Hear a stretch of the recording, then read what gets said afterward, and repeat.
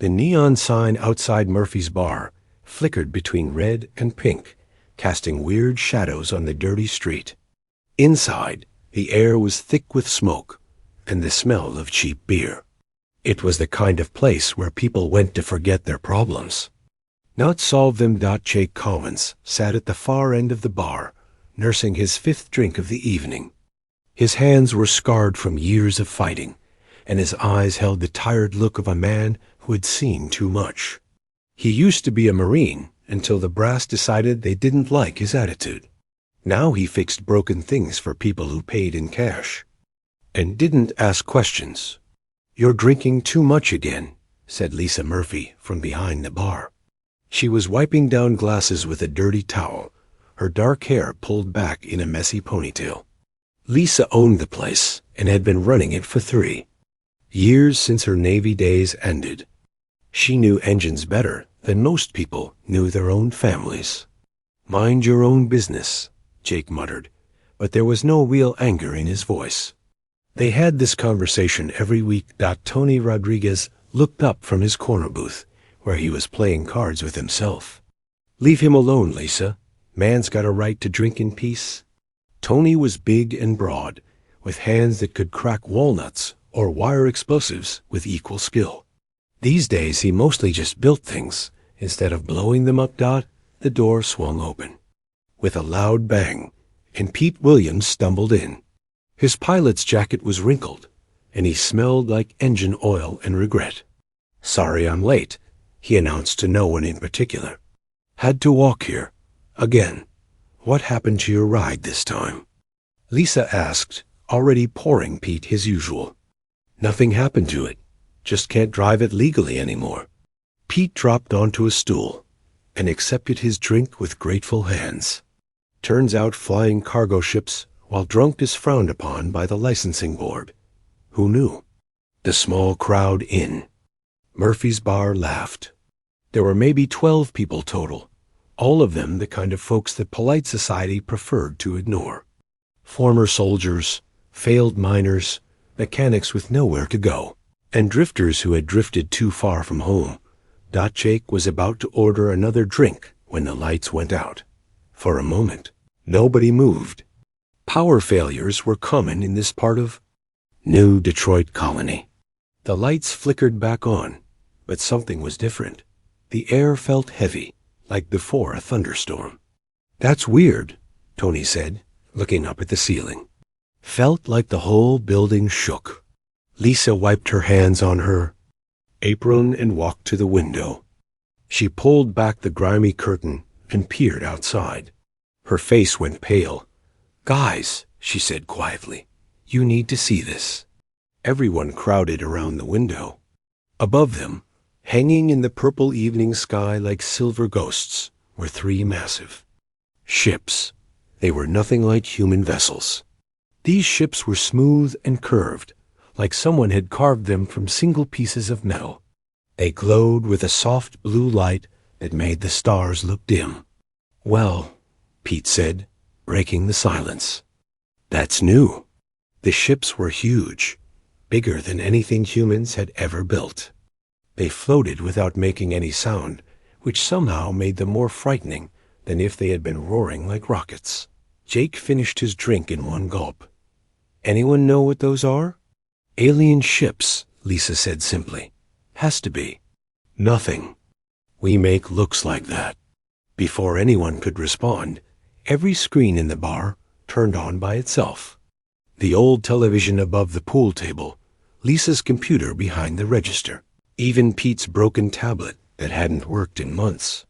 They all showed the same thing. A tall, thin figure in white robes standing in what looked like the bridge of a ship. The alien was beautiful in a cold way, like a statue carved from ice. Its skin was pale blue, and its eyes were silver. When it spoke, the words came out in perfect English, but the voice was too smooth, like it had never shouted or laughed or cried. "Greetings, humans of New Detroit Colony. I am Commander Zex High of the Zephyrian Empire. We come not as conquerors, but as challengers." Tony snorted. "That's what they all say." The alien continued as if it could hear him.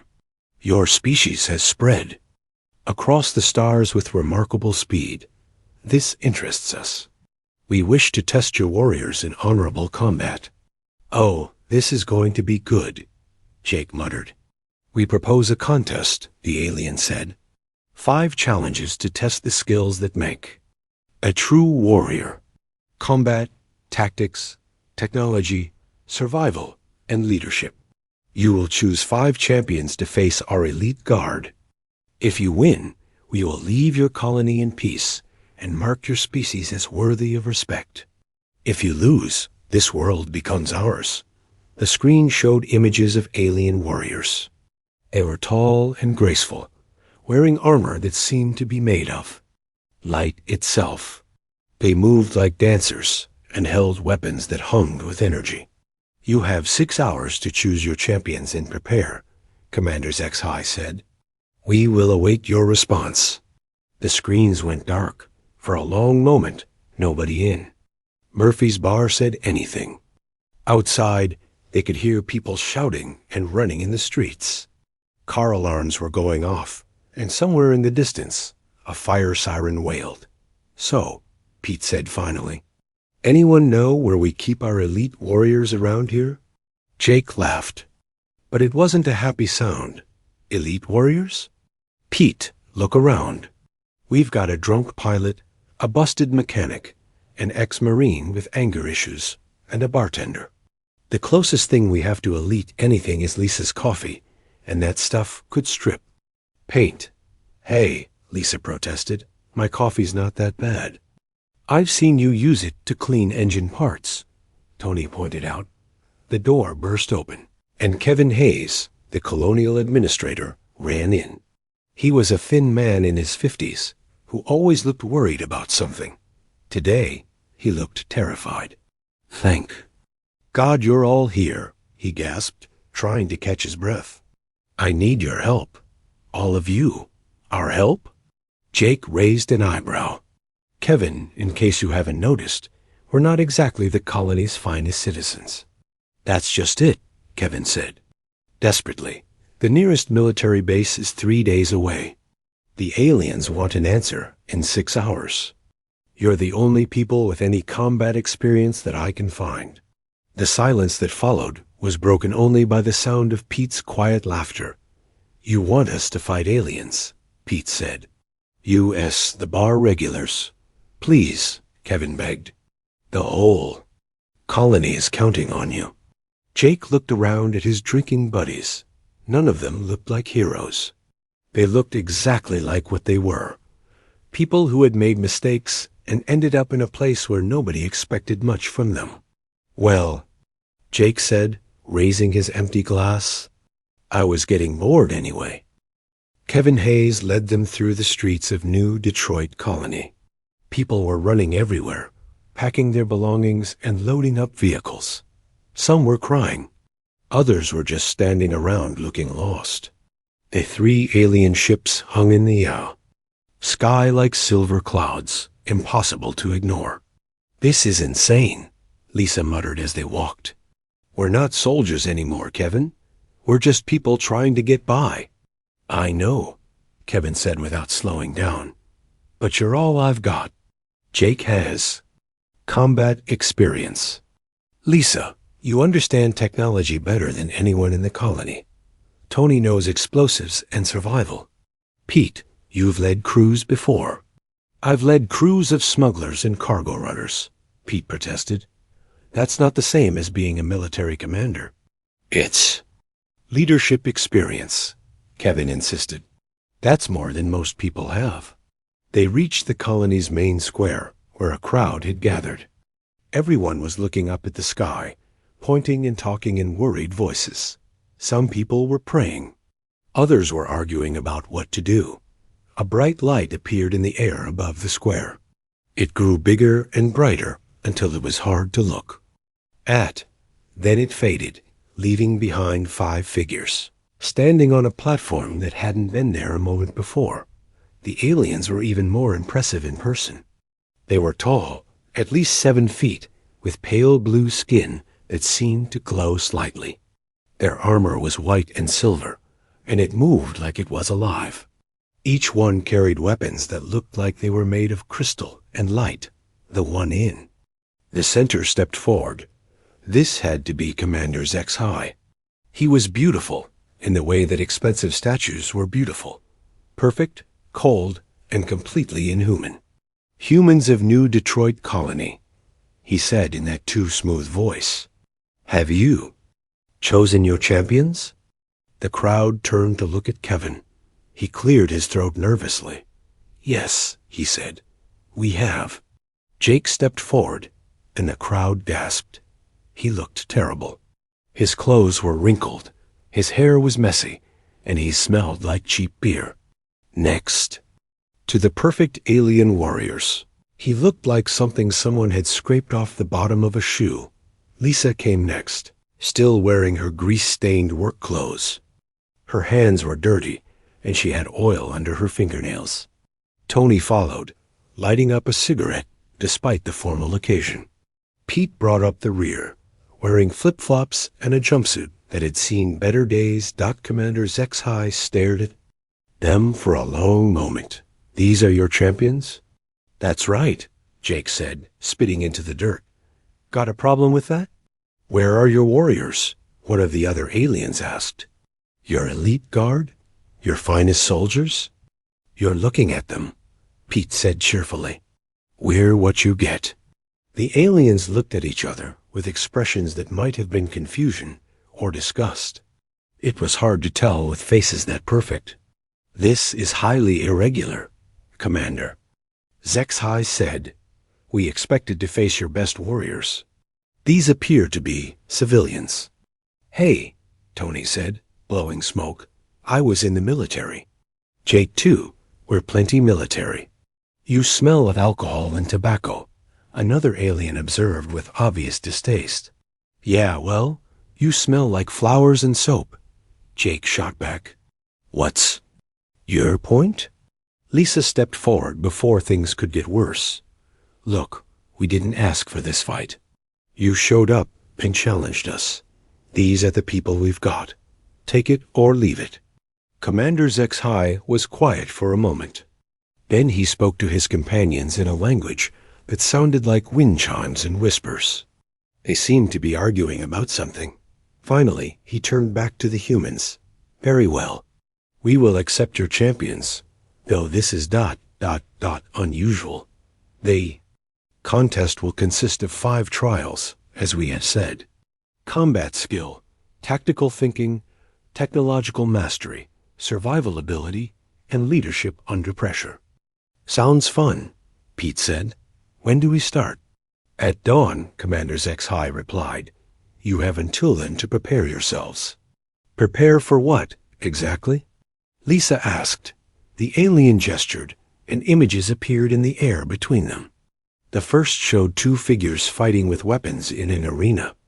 The second showed armies moving across a battlefield like pieces on a chessboard. The third displayed complex machines and devices. The fourth showed people surviving in harsh wilderness. The fifth showed leaders commanding troops in battle. Each trial will test a different aspect of warrior skill, Commander HFY explained. "Our champions have trained their entire lives for these challenges. They are the finest warriors the Zephyrian Empire has ever produced." Jake looked at the images, and then at his friends. "Right, and we're 4 people who got recruited out of a bar. This should be interesting. Are you not concerned?" Another alien asked. "The fate of your colony depends on these contests." "Oh, we're terrified," Tony said, dropping his cigarette and crushing it under his boot. But being scared never stopped. "You's from doing stupid things before." The aliens looked more confused than ever. Commander HFY spoke to his companions again in their musical language. This time, the conversation sounded more heated. "Is there a problem?" Kevin asked nervously. "We are puzzled by your champions," Commander HFY admitted. "They show no signs of preparation or training. They appear to be treating this as a casual matter." "That's because it is casual," Jake said. You want to fight us? We'll fight you. You want to test us? We'll take your tests. But we're not going to put on fancy uniforms and march around like toy soldiers just to make you feel better. This is not how warriors behave, one of the aliens protested. Maybe not your warriors, Lisa said, but we're not your warriors. We're humans. We do things differently. Pete stepped forward and looked up at the alien commander. Tell you what, why don't you explain exactly what these contests involve? Then we can figure out who's doing what. Commander HFY nodded slowly. The first trial is single combat. 2 warriors will face each other with traditional weapons until one yields or is defeated. I'll take that one, Jake said immediately. The second trial tests tactical thinking. The champions must command units in a simulated battle scenario. Jake sighed. Guess that's me too. The third trial involves repairing and operating complex alien technology under time pressure. That's mine, Lisa said. The fourth trial is survival in hostile conditions with limited resources. I'll handle that, Tony volunteered. The fifth trial tests leadership by requiring the champion to coordinate a mixed group through a challenging mission. Everyone turned to look at Pete. He shrugged. Why not? I've got nothing better to do. The aliens watched this casual division of duties with growing bewilderment. There was no ceremony, no ritual, no careful consideration of who was best suited for each challenge.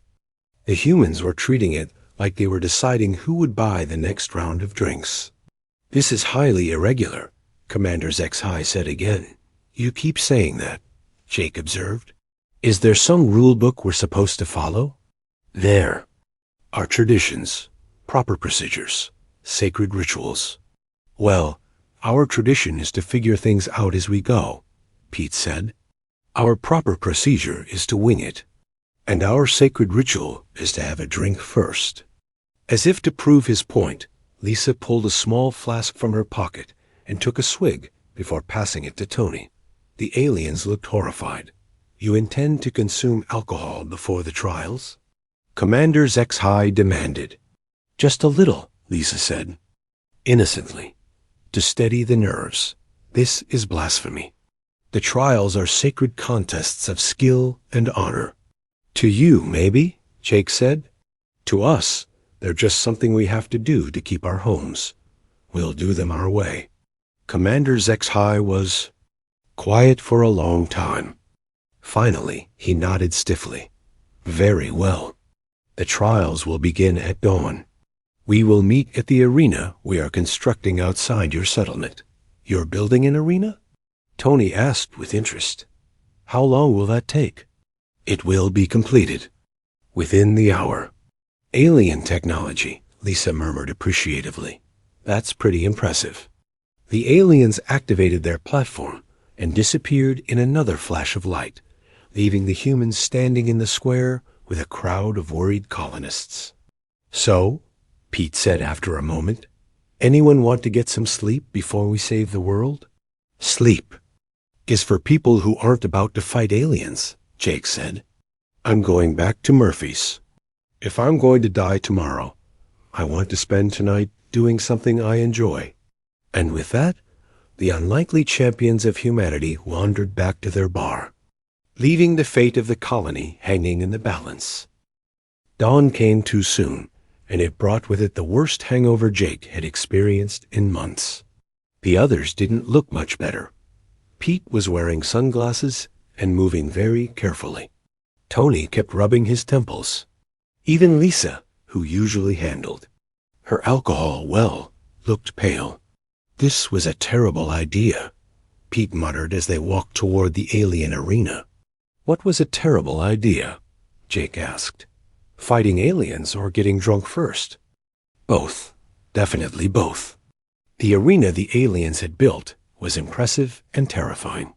It rose from the empty field like a crystal mountain, all smooth curves and gleaming surfaces. It was beautiful, but it felt cold and unwelcoming. Human buildings had character, personality, flaws that made them feel alive. This place felt like it had been calculated by a computer. A crowd of colonists had gathered to watch. Some were cheering and trying to sound encouraging. Others just looked scared. Kevin Hayes was there, wringing his hands and looking like he hadn't slept at all. "Are you ready for this?" he asked nervously. "No," Jake said honestly. "But we're here anyway." The aliens were waiting for them in the center of the arena. Commander Zex-High and his 4 champions stood in perfect formation, their armor gleaming in the morning sun. They looked like they had stepped out of a recruiting poster for the galaxy's most elite military unit. "Humans," Commander Zex-High said. "Formally, are you prepared to face the trials?" "As ready as we'll ever be," Jake replied. "Then let us begin with the rules of engagement." The alien gestured, and holographic displays appeared in the air around them. "The first trial is combat.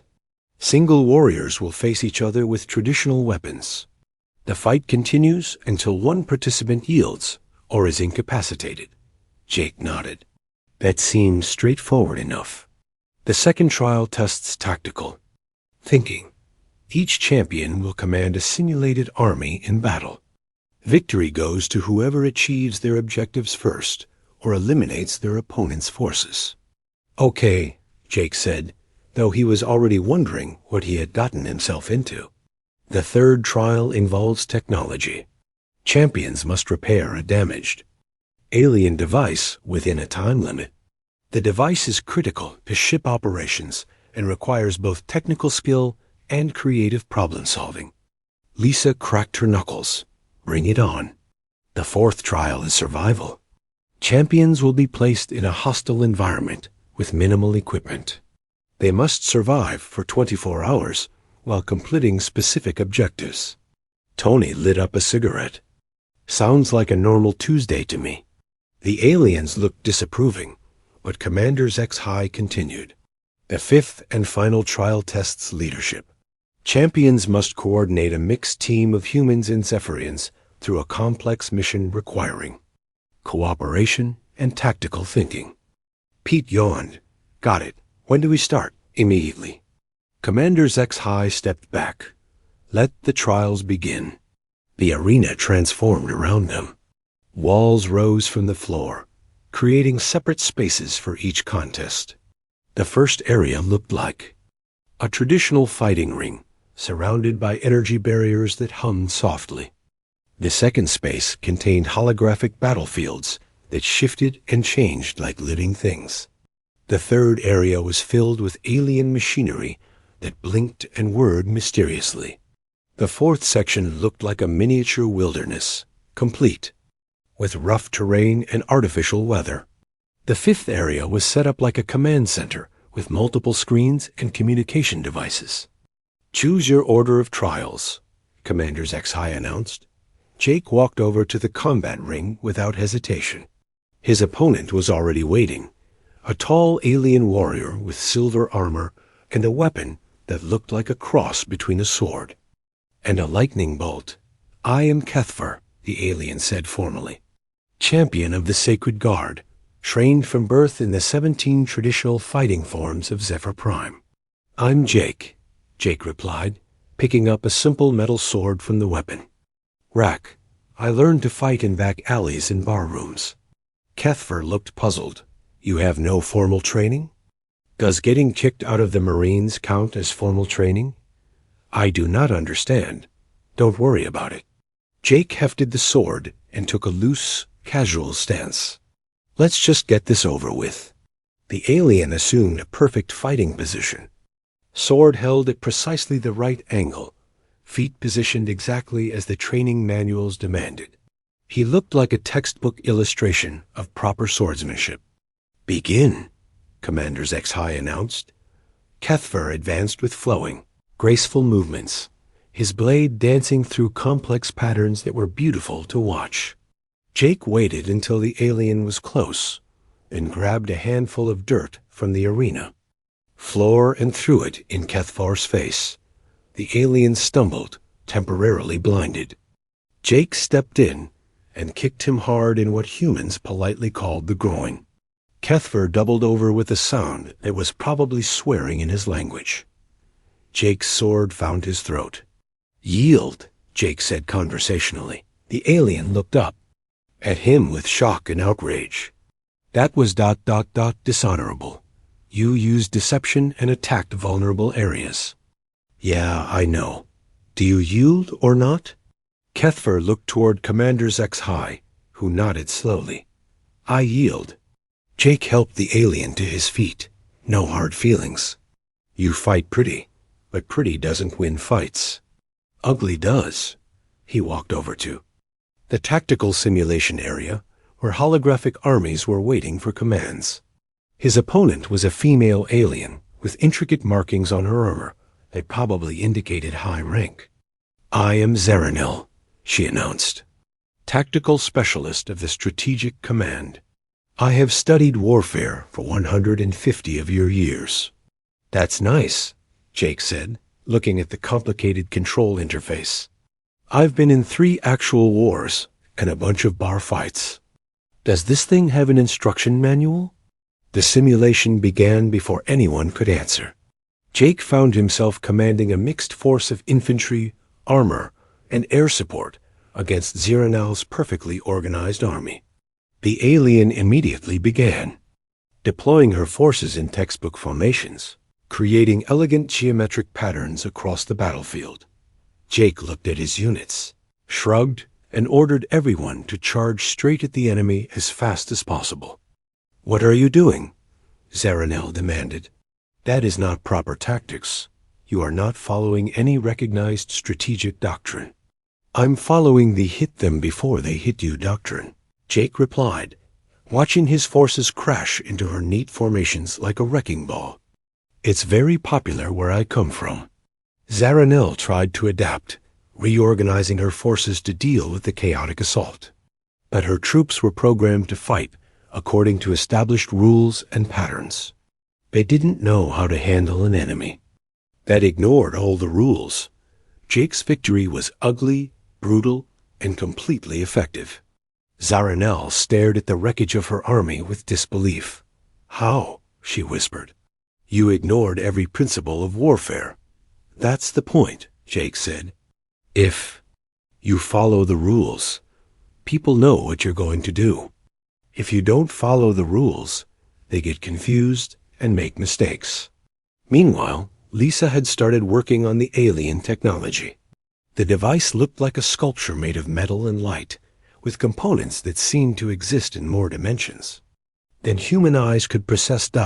Her opponent was a thin alien with multiple arms who moved over the machine like a spider. He began disassembling it with precise, methodical movements, checking each component against holographic manuals that appeared.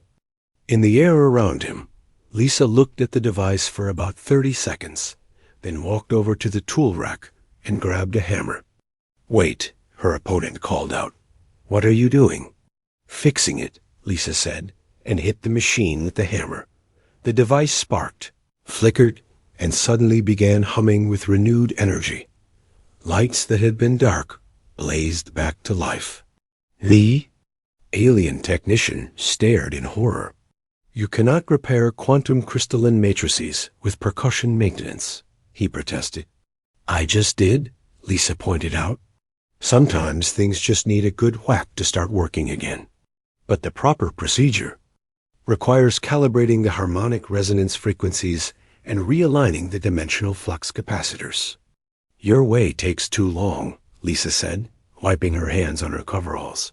"My way works." The alien looked like he was having some kind of philosophical crisis. This should not be possible. Lots of things shouldn't be possible. Doesn't stop them from happening. Tony was already in the survival area, which had transformed into a hostile wilderness, complete with poisonous plants, dangerous animals, and extreme weather. His alien opponent was carefully building a shelter using traditional survival techniques, gathering specific plants for food, and constructing elaborate traps. Tony looked around, pulled out a small explosive device from his pocket, and blew. Up a nearby hill, water came gushing out of the newly created crater. Fresh water source, he announced, settling down beside it with a satisfied grunt. Now I just need to wait 24 hours. His opponent stopped building his shelter. You destroyed the terrain. I improved it, Tony corrected. Now there's water here instead of just rocks. But the survival trial is meant to test your ability to work within natural limitations. Why would I want to do that? Tony asked reasonably. If I can change the limitations, that's easier than working within them. He pulled out another small explosive and blew up a tree that was blocking his view of the sky. Better, he said. Now I can see if it's going to rain. The alien looked confused and slightly frightened. You carry explosives as standard equipment? Doesn't everyone?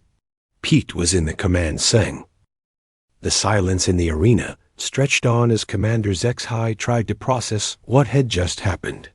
His perfect warriors, trained from birth in the finest military traditions of the Zephyrian Empire, had been defeated by what appeared to be 4 randomly selected humans with no formal training. This cannot be correct, he said finally. The trials must be repeated. Why? Jake asked, wiping sweat from his forehead. We won fair and square. You did not fight fairly. You used deception, crude tactics, and improvised solutions. You ignored every principle of honorable combat. You never said we had to be honorable, Lisa pointed out. You just said we had to win. Commander HFY looked at his advisors, who were speaking rapidly in their musical language. From their gestures and expressions, it was clear they were as confused as their leader. Perhaps one of them suggested in English, we should examine these results more carefully. The humans may have succeeded through luck rather than skill. Luck? Tony laughed, lighting up another cigarette. Friend, luck is when preparation meets opportunity. We've been preparing for this kind of thing our whole lives. Preparing for what? The alien asked. For doing whatever it takes to survive. Pete said, sipping his coffee. That's what humans do. We adapt, we improvise, we find ways to keep going when everything goes wrong. Commander HFY stepped forward. Show us, he commanded. Demonstrate these methods again so we can understand. Jake shrugged. Sure. Which one do you want to see? The combat trial. Face Kethver again, but this time, fight with honor. Kethver stepped forward, his armor gleaming despite his earlier defeat. He looked determined to redeem himself. I will not be caught off guard again, he declared. Probably not, Jake agreed, picking up his sword. But you'll still lose. This time, when the match began, Kethver was ready for tricks. He kept his distance, watched for thrown dirt, and protected his vulnerable areas. His swordwork was flawless, a display of technique that would have been beautiful if it wasn't trying to kill Jake. Jake fought back with no style at all. He held his sword wrong, moved awkwardly, and broke every rule of proper swordsmanship. But he was effective. While Kethver was executing perfect forms, Jake was thinking about where to attack next. When Kethver committed to a beautiful overhead strike, Jake dropped his sword entirely and tackled the alien around the waist. They went down in a tangle of limbs and armor. Jake ended up on top, with his hands around Kethvar's throat. Yield? He asked politely. Kethver yielded. But that was wrestling, not swordplay. One of the aliens protested. So? Jake said, standing up and brushing off his clothes. You said combat, not sword fighting. Combat means doing whatever it takes to win. Commander HFY was taking notes on a device that looked like it was made of solid light. Fascinating. Your approach to warfare is completely different from ours. Your approach is pretty, but it's predictable, Jake explained. You fight like you're putting on a show. We fight like our lives depend on it. Show us the technology trial again. Another alien requested. Lisa walked back to the alien device, which had been reset to its broken state. Her opponent, still looking traumatized from their first encounter, began his careful diagnostic procedure. Lisa looked at the machine, walked around it once, then went to the tool rack. This time, instead of a hammer, she picked up a wrench and a roll of duct tape. "What are you doing now?" the alien technician asked nervously. "Same thing as before, just with different tools," Lisa said. She loosened a few connections, wrapped some components in duct tape, and gave the whole thing a firm kick. The machine hummed to life, working perfectly. "This is impossible," the alien said. "Duct tape is not a recognized repair material for quantum technology." "Duct tape fixes everything," Lisa said confidently. "It's one of humanity's greatest inventions, right up there with the wheel and beer. But the molecular structure of adhesive polymers cannot interact with crystalline quantum matrices." "Tell that to the machine," Lisa said, pointing to the perfectly functioning device. "It seems to be working fine." The alien stared at the duct tape for a long moment. "I do not understand your species." "That's okay," Lisa said kindly. "We don't understand us either most of the time." Tony's demonstration in the survival area was even more dramatic. The artificial wilderness had been reset, and his alien opponent was once again carefully building shelter and gathering resources. Tony surveyed the area, then began pulling small explosive devices from various pockets. He had a lot of pockets. "How many of those do you carry?" Commander HFY asked. "Enough," Tony said. "You never know when you might need to blow something up." He proceeded to reshape the entire landscape. A mountain became a valley. A dry creek bed filled with water from a newly created spring. Dangerous plants were eliminated with precise explosions that left useful plants untouched. "This is not survival," his opponent protested. "This is terraforming." "What's the difference?" Tony asked. "The goal is to stay alive and comfortable. If I can make the environment better instead of just adapting to it, why wouldn't I? Because the challenge is to work within natural limitations." "Why would I want to do that when I can change the limitations?" The alien looked around at the transformed landscape. "Your species reshapes entire worlds to suit your needs." "Well, yeah," Tony said. "Isn't that what intelligence is for?" Pete's leadership demonstration was the most confusing for the aliens. He assembled a mixed team of humans and Zephyrians, gave them a complex mission briefing, then sat down and started reading a magazine. "Are you not going to command your forces?" the alien leader asked, watching his own team execute precise maneuvers according to a detailed battle plan.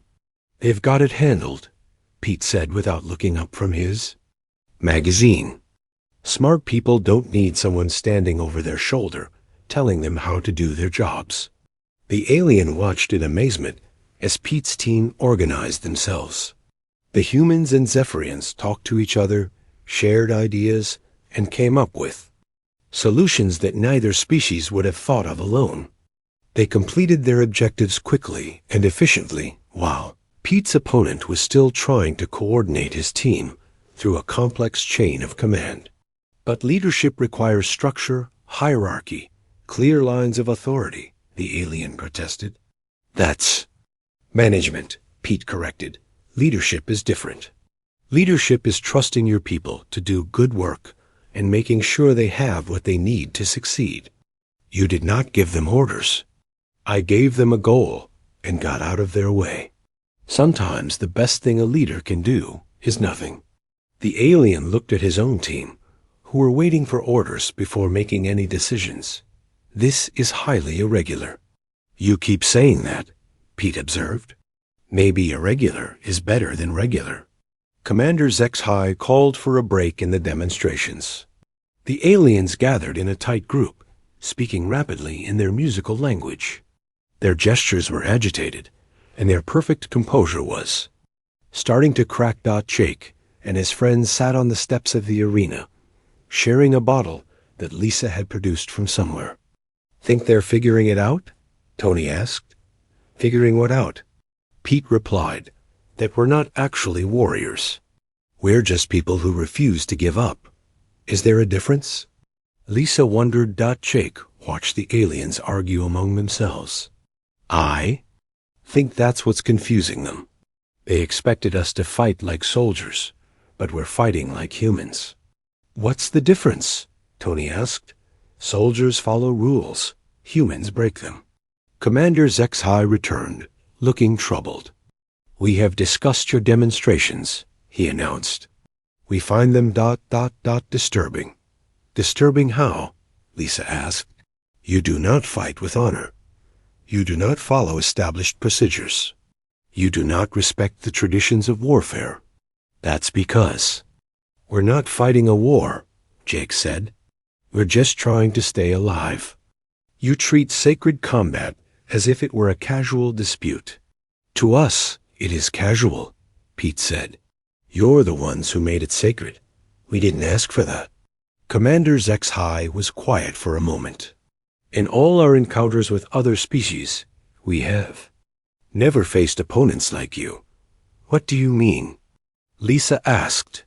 Other species either fight like us, with honor and tradition, or they fight like animals, with pure aggression. You do neither. You fight like ... Like what? Like you are not fighting at all.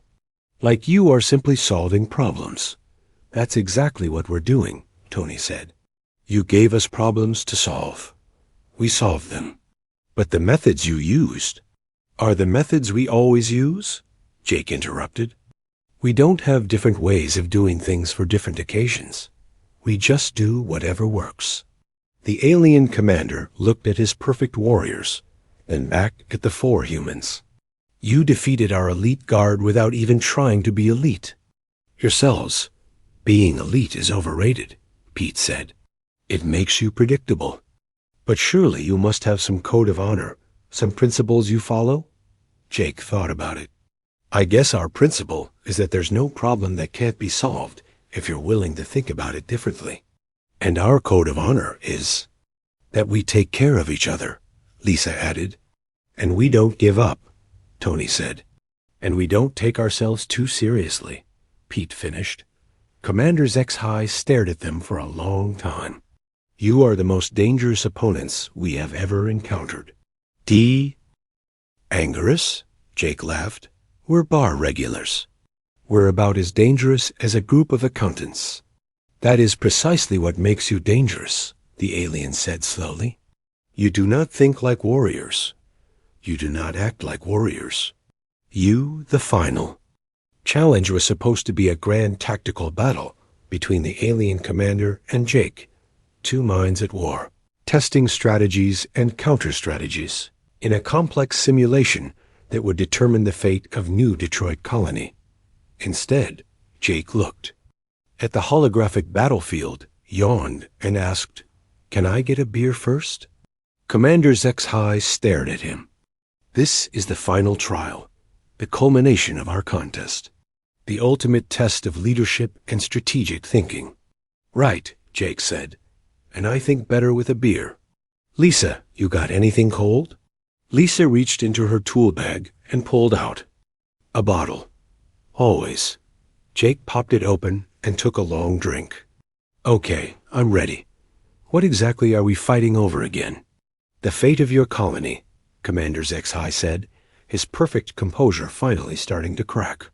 No, I mean specifically. What do you actually want with this place? The alien paused, clearly not expecting the question. Your world contains rare minerals essential to our technology. Which minerals? Quantum crystals, gravitational metals, temporal alloys. Jake nodded thoughtfully. Sounds valuable. How much? Of this stuff do you need? What? How much do you need? Because if you just want to buy some, that's way easier than conquering a whole planet. Commander Zexhai looked confused. Buy? Yeah, trade, commerce. You give us something we want.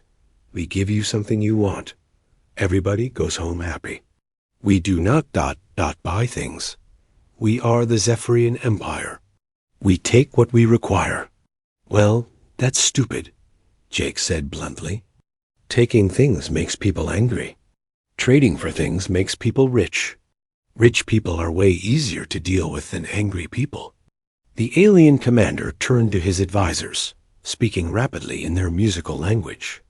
They seemed to be having some kind of philosophical crisis. This is not how these encounters are supposed to proceed, one of them said in English. Maybe? That's the problem, Pete suggested, finishing his coffee. You've been doing the same thing over and over, expecting different results. That's not strategy. That's insanity. We follow the ancient ways, the traditions of conquest and honor. How's that working out for you? Tony asked, lighting another cigarette. What do you mean? I mean, how many species have you actually conquered using these methods? The aliens exchanged uncomfortable glances. Several, Commander HFY said finally. How many fought back? Most of them. And how many are still fighting back? The silence stretched on for a long time. All of them, the alien admitted quietly. Jake nodded. See, that's your problem right there. You're not conquering people. You're just making enemies. That's a lot of work for not much benefit. But we require the resources. So ask for them. Maybe these other species would be happy to trade if you stopped trying to shoot them. Commander HFY looked like someone had just explained that gravity was optional. You suggest we simply ask? It's worth a try, Lisa said. Worst case scenario, they say no, and you're back where you started. Best case, you get what you want without all the shooting and conquest and making people miserable. This is not the way of warriors. No, Jake agreed. It's the way of people who want to get things done without unnecessary drama. Pete stood up and walked over to the holographic battlefield. The simulation showed two armies facing each other across a contested landscape. Tell you what, he said. Instead of fighting a pretend war, why don't we figure out what a real trade agreement might look like? I do not understand. Your people need minerals. Our people need ... What do we need? Pete asked, turning to his friends. Better medical technology, Lisa said immediately. Our hospital equipment is ancient. Improved transportation, Tony added. Getting between colonies takes forever. Decent coffee, Pete said. The stuff we've got tastes like motor oil. Knowledge, Jake said thoughtfully. Your people have been traveling between stars for centuries. We've been doing it for maybe 50 years. We could learn a lot from each other. Commander HFY watched this casual negotiation with growing amazement. You would trade with us? After we threatened your colony? Why not? Jake shrugged. You need something? We've got it. We need things. You've got them. Makes sense to me. But we are enemies. Says who? You showed up and challenged us to a fight. We fought. You lost. That doesn't make us enemies. It just makes us people who had a disagreement. This is not how conquest works. Maybe conquest doesn't work, Lisa suggested. Maybe that's why you're still fighting all those other species. Commander HFY was quiet for a long time, staring at the unused battlefield simulation. You would simply forgive our aggression? What aggression? Tony asked. You asked for a fight. We gave you one. Nobody got seriously hurt. Seems like a fair deal to me. We threatened to take your world. Yeah, but you didn't actually take it. Threatening to do something and actually doing it are different things.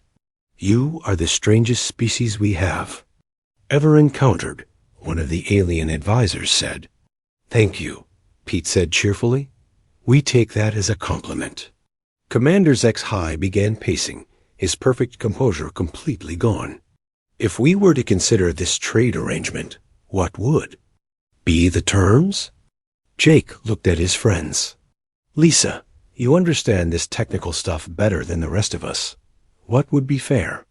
Lisa thought for a moment. Standard mining rights for the minerals they need, maybe 20% of yearly output in exchange. For medical technology and improved transportation systems. Plus a cultural exchange program so our people can learn from each other. And regular trade meetings, Tony added. Got to keep the lines of communication open. Hold on at Murphy's Bar, Pete said with a grin. Nothing builds trust like sharing. A drink. Commander HFY stopped pacing. You would make your drinking establishment a diplomatic meeting place? Why not? It's neutral ground. Nobody's trying to impress anybody, and alcohol makes negotiations go smoother. This is highly irregular. You really need to stop saying that, Jake observed. Everything we do is irregular. That's what makes it work. The alien commander looked at his advisors again. They were speaking in low tones, but their body language suggested they were actually considering the proposal. What about our honor? One of them asked. How do we explain to our people that we negotiated instead of conquered? Tell them you won, Pete suggested. You got what you came for without losing any ships or troops. Sounds like a victory to me. And what do we tell the other species? We are currently fighting? That you'd rather be trading partners than enemies, Lisa said. Most people prefer making money to getting shot at. Commander HFY was quiet for several minutes. Finally, he spoke to his advisors in their musical language. The conversation was long and animated, but gradually the aliens began to nod. Very well, he said at last. We will attempt this trade arrangement on a trial basis. Excellent, Jake said, finishing his beer. When do you want to start? Immediately, but there is one condition. What's that? You must promise to never teach your methods to other species. Your approach to conflict resolution is too dangerous to spread. Pete laughed. Commander, you can't stop humans from sharing ideas. It's what we do. But don't worry about other species learning from us. Why not? Because what we do only works if you're willing to give up on being perfect. Most species would rather lose properly than win improperly. Commander HFY nodded slowly. Perhaps that is wisdom. Or maybe it's just stubbornness, Tony said. Hard to tell the difference sometimes. The formal treaty was signed 3 hours later in Murphy's Bar. Commander HFY tried the house special and declared it aggressively mediocre. Lisa's coffee was deemed suitable for removing rust from metal surfaces. Pete's leadership style was described as chaotic but effective, and Jake's approach to diplomacy was officially classified by the Zephyrian Empire as too dangerous for civilized species to attempt. 6 months later, the trade agreement was working so well that 3 other species asked to join. The bar had been expanded twice to accommodate diplomatic meetings. Pete had been appointed as humanity's first interstellar trade coordinator, a job he performed from his usual BARSTOO.shake, still fixed things for people who paid in cash. Lisa still ran the bar and worked on engines. Tony still blew things up, but now he did it for alien construction companies who paid better than human ones. And Murphy's Bar had become the unofficial embassy for half a dozen species who had discovered that sometimes the best way to solve a problem was to sit down with a drink and figure it out together. The moral of the story was never officially recorded, but everyone who had been there understood it. Sometimes the most dangerous thing you can do to an enemy is refuse to treat them like one. Commander HFY filed his final report to the Zephyrian High Command with a single recommendation. Classify humanity as allies. They are too unpredictable to be enemies and too useful to ignore. And in the margin of his report,